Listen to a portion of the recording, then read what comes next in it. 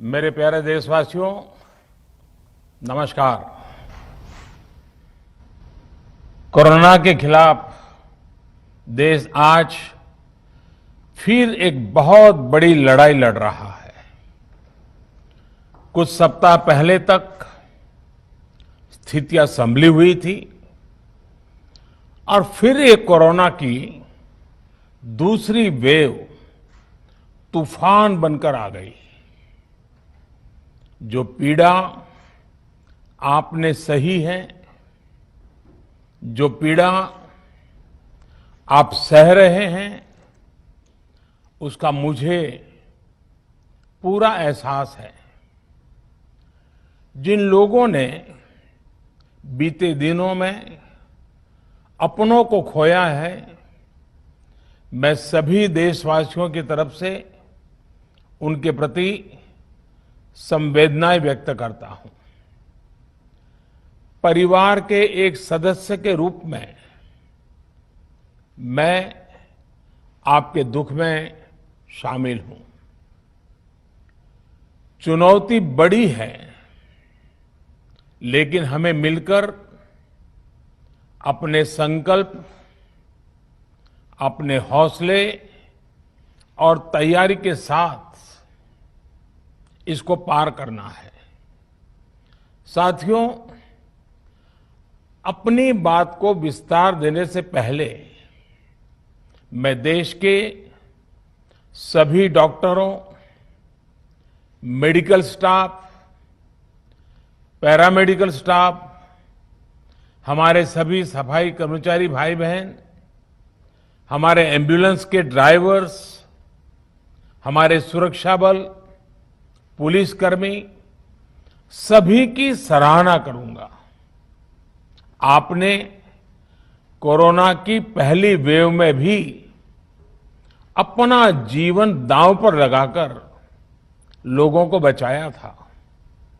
आज आप फिर इस संकट में अपने परिवार, अपने सुख, अपनी चिंता छोड़कर दूसरों का जीवन बचाने में दिन रात जुटे हुए हैं। साथियों, हमारे शास्त्रों में कहा गया है, त्याज्यम न धैर्यम विदुरेऽपि काले, अर्थात कठिन से कठिन समय में भी हमें धैर्य नहीं खोना चाहिए। किसी भी परिस्थिति से निपटने के लिए हम सही निर्णय लें, सही दिशा में प्रयास करें, तभी हम विजय हासिल कर सकते हैं। इसी मंत्र को सामने रखकर आज देश दिन रात काम कर रहा है। बीते कुछ दिनों में जो फैसले लिए गए हैं, जो कदम उठाए गए हैं, वो स्थिति को तेजी से सुधारेंगे। इस बार कोरोना संकट में देश के अनेक हिस्से में ऑक्सीजन की डिमांड बहुत ज्यादा बढ़ी है। इस विषय पर तेजी से और पूरी संवेदनशीलता के साथ काम किया जा रहा है। केंद्र सरकार, राज्य सरकारें, प्राइवेट सेक्टर, सभी की पूरी कोशिश है कि हर जरूरतमंद को ऑक्सीजन मिले। ऑक्सीजन प्रोडक्शन और सप्लाई को बढ़ाने के लिए भी कई स्तरों पर उपाय किए जा रहे हैं।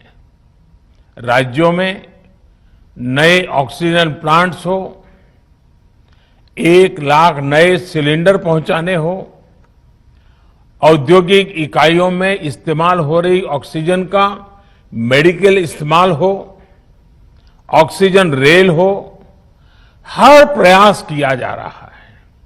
साथियों, इस बार जैसे ही कोरोना के केस बढ़े, देश के फार्मा सेक्टर ने दवाइयों का उत्पादन और बढ़ा दिया है आज जनवरी फरवरी की तुलना में देश में कई गुना ज्यादा दवाइयों का प्रोडक्शन हो रहा है।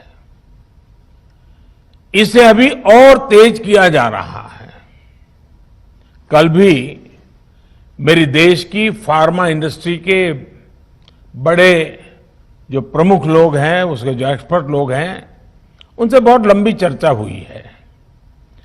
प्रोडक्शन बढ़ाने के लिए हर तरीके से दवाई कंपनियां की मदद ली जा रही है।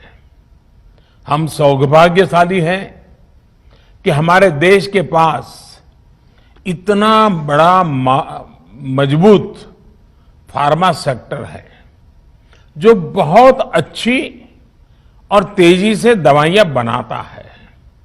इसके साथ ही अस्पतालों में बेड की संख्या को बढ़ाने का भी काम तेजी से चल रहा है।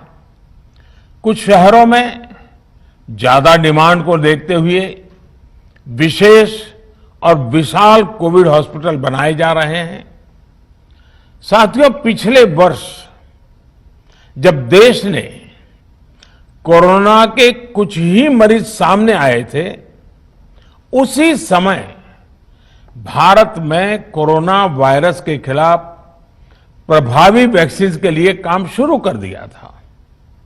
हमारे वैज्ञानिकों ने दिन रात एक करके बहुत कम समय में देशवासियों के लिए वैक्सीन विकसित की है। आज दुनिया की सबसे सस्ती वैक्सीन भारत में है। भारत की कोल्ड चेन व्यवस्था के अनुकूल वैक्सीन हमारे पास है। इस प्रयास में हमारे प्राइवेट सेक्टर ने इनोवेशन और एंटरप्राइज की भावना का बेहतरीन प्रदर्शन किया है। वैक्सीन्स की अप्रूवल्स और रेगुलेटरी प्रोसेसेस को फास्ट ट्रैक पर रखने के साथ ही सभी साइंटिफिक और रेगुलेटरी मदद को बढ़ाया गया है। यह एक टीम एफर्ट है जिसके कारण हमारा Bharat 2 made in India vaccine के साथ दुनिया का सबसे बड़ा टीकाकरण अभियान शुरू कर पाया। टीकाकरण के पहले चरण से ही गति के साथ ही इस बात पर जोर दिया गया कि ज्यादा से ज्यादा क्षेत्रों तक, जरूरतमंद लोगों तक वैक्सीन पहुंचे। दुनिया में सबसे तेजी से भारत में पहले 10 करोड़, फिर 11 करोड़ और अब 12 करोड़ वैक्सीन डोज दिए गए हैं।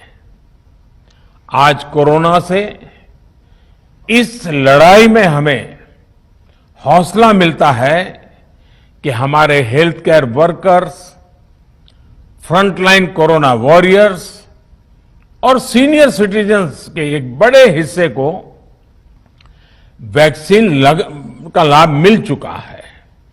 साथियों, कल ही वैक्सीन को लेकर हुए एक और अहम फैसला भी हमने किया है। 1 मई के बाद से 18 वर्ष के ऊपर के किसी भी व्यक्ति को वैक्सीनेट किया जा सकेगा। अब भारत में जो वैक्सीन बनेगी उसका आधा हिस्सा सीधे राज्यों और अस्पतालों को भी मिलेगा। इस बीच गरीबों, बुजुर्गों, निम्न मध्यम वर्ग के लोग 45 वर्ष की आयु के ऊपर के व्यक्तियों के लिए केंद्र सरकार का जो वैक्सीन कार्यक्रम चल रहा है वो भी उतनी ही तेजी से जारी रहेगा।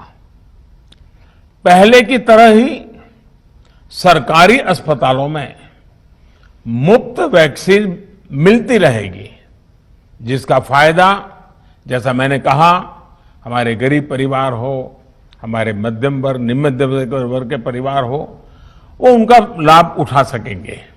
साथियों, हम सभी का प्रयास जीवन बचाने के लिए है, और जीवन बचाने के लिए तो है ही। प्रयास से भी ये है कि आर्थिक गतिविधियां और आजीविका कम से कम प्रभावित हो। प्रयास का तरीका यही रखा जाए। वैक्सीनेशन को 18 वर्ष की आयु के ऊपर के लोगों के लिए ओपन करने से शहरों में जो हमारे वर्कफोर्स है उसे तेजी से वैक्सीन उपलब्ध होगी। राज्यों और केंद्र सरकार के प्रयासों से श्रमिकों को भी तेजी से वैक्सीन मिले लगेगी। मेरा राज्य प्रशासन से आग्रह है कि वो श्रमिकों का भरोसा जगाए रखे। उनसे आग्रह करें कि वो जहां है वहीं रहे। राज्यों द्वारा दिया गया ये भरोसा उनकी बहुत मदद करेगा कि वो जिस शहर में है वहीं पर अगले कुछ दिनों में वैक्सीन भी लगेगी और उनका काम भी बंद नहीं होगा। साथियों, पिछली बार जो परिस्थितियां थी वो अभी से काफी भिन्न थी।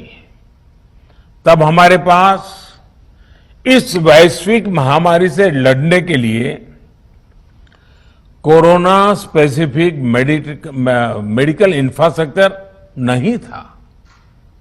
आप याद करिए देश की क्या स्थिति थी। कोरोना टेस्टिंग के लिए पर्याप्त लैब नहीं, पीपीई का कोई प्रोडक्शन नहीं, हमारे पास इस बीमारी के ट्रीटमेंट के लिए कोई खास जानकारी भी नहीं। लेकिन बहुत ही कम समय में हमने इन चीजों में सुधार किया। आज हमारे डॉक्टरों ने कोरोना के इलाज की बहुत ही अच्छी एक्सपर्टीज हासिल कर ली है। वो ज्यादा से ज्यादा जीवन बचा रहे हैं। आज हमारे पास बड़ी मात्रा में पीपीई किट्स हैं, लैब्स का बड़ा नेटवर्क है और हम लोग टेस्टिंग की सुविधा को निरंतर बढ़ा रहे हैं। साथियों, देश ने कोरोना के खिलाफ अब तक बहुत मजबूती से और बहुत धैर्य से लड़ाई लड़ी है। इसका श्रेय आप सभी को, सभी देशवासियों को ही जाता है। अनुशासन और धैर्य के साथ कोरोना से लड़ते हुए आप देश को यहां तक लाए हैं। मुझे विश्वास है जन भागीदारी की ताकत से हम कोरोना के इस तूफान को भी परास्त कर पाएंगे। आज हम अपने चारों ओर देख रहे हैं कि कैसे कई लोग, कई सामाजिक संस्थाएं जरूरतमंदों तक मदद पहुंचाने में दिन रात जुटे हैं। दवाई पहुंचाना हो, खाने या रहने की व्यवस्था करनी हो, लोग पूरे मनोयोग के साथ काम कर रहे हैं। मैं इन सभी के सेवा भाव को आदरपूर्वक नमन करता हूं और देशवासियों से अपील करता हूं कि अधिक से अधिक मात्रा में इस संकट की घड़ी में देशवासी आगे आएं और जरूरतमंदों तक मदद पहुंचाएं।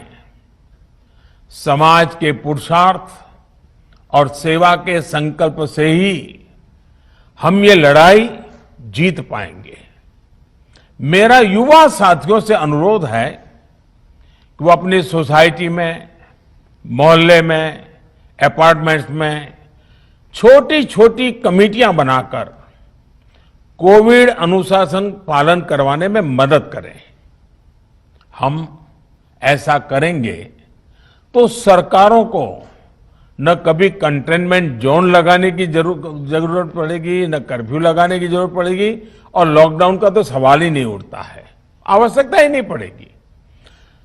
स्वच्छता अभियान के समय देश में जागरूकता फैलाने के लिए मेरे बाल मित्रों ने बहुत मदद की थी। छोटे छोटे बालक, 5वीं, 7वीं, 8वीं, 10वीं में पढ़ने वाले, उन्होंने घर के लोगों को समझाया था, मनाया था। उन्होंने बड़ों को भी स्वच्छता का संदेश दिया था। आज मैं फिर अपने बाल मित्रों से एक बात विशेष तौर पर कहना चाहता हूं। मेरे बाल मित्र, घर में ऐसा माहौल बनाइए कि बिना काम, बिना कारण घर के लोग घर से बाहर न निकले। आपकी जीत बहुत बड़ा परिणाम ला सकती है। प्रचार माध्यमों से भी मेरी प्रार्थना है कि ऐसे संकट की घड़ी में वो लोगों को सतर्क और जागरूक करने के लिए जो प्रयास कर रहे हैं उसे और बढ़ाएं। इसके साथ ही इसके लिए भी काम करें कि डर का माहौल कम हो सके, लोग अफवाह और भ्रम में न आए। साथियों, आज की स्थिति में हमें देश को लॉकडाउन से बचाना है। मैं राज्यों से भी अनुरोध करूंगा कि वो लॉकडाउन को अंतिम विकल्प के रूप में ही इस्तेमाल करें। लॉकडाउन से बचने की भरपूर कोशिश करनी है और माइक्रो कंटेनमेंट जोन पर ही ध्यान केंद्रित करना है। हम अपनी अर्थव्यवस्था की सेहत भी सुधारेंगे और देशवासियों की सेहत का भी ध्यान रखेंगे। साथियों, आज नवरात्रि का आखिरी दिन है।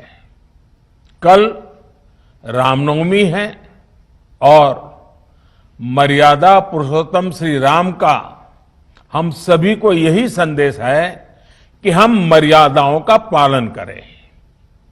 कोरोना के इस संकट काल में कोरोना के बचने के जो भी उपाय है, कृपया करके उनका पालन 100% करिए। दवाई भी, कड़ाई भी, इस मंत्र को कभी भी भूलना नहीं है। ये मंत्र जरूरी है, वैक्सीन के बाद भी जरूरी है। रमजान के पवित्र महीने का भी आज 7वां दिन है। रमजान हमें धैर्य, आत्मसंयम और अनुशासन की सीख देता है। कोरोना के खिलाफ जंग जीतने के लिए अनुशासन भी, उसकी भी उतनी ही जरूरत है। जब जरूरी हो तभी बाहर निकले। कोविड अनुशासन का पूरा पालन करें। मेरा आप सभी से यही आग्रह है। मैं आपको फिर ये भरोसा देता हूं, आपके इस साहस, धैर्य और अनुशासन के साथ जुड़कर आज जो परिस्थितियां हैं उन्हें बदलने में देश कोई कसर नहीं छोड़ेगा। आप सभी स्वस्थ रहें, आपका परिवार स्वस्थ रहे, इसी कामना के साथ मैं अपनी बात समाप्त करता हूं। आपका बहुत बहुत धन्यवाद।